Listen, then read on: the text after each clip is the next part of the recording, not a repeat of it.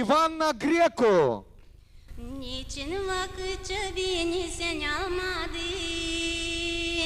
Niçin komrada beni sen kaçırdın? Yülekimi aşırıda zor durma, nicel bir köpeci zincirde tutma.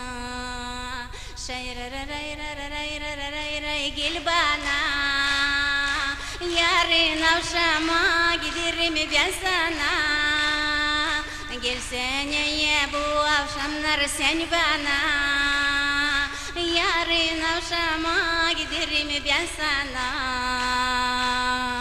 Akşam oldukça köşeye çıkarım, bir sağa hem bir sola ben bakarım. Şişen insanlar da yanımdan geçir, Caltaylılara hiçbiri benzemir.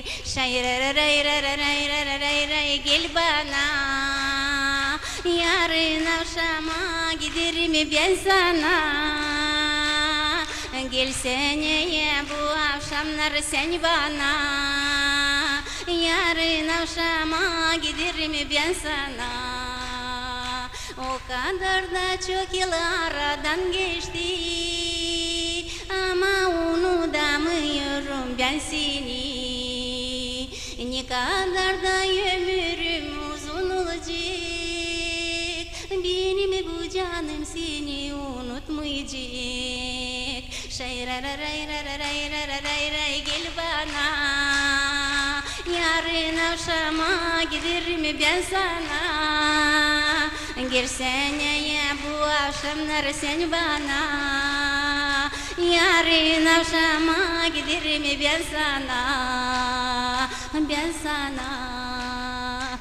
sana